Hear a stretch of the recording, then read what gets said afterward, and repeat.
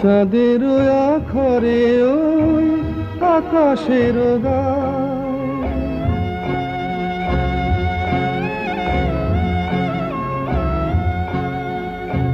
চাঁদের আখরে ওই আকাশের গায় যেন পালক লেখনি তব প্রেমের কবিতা লিখে যায়।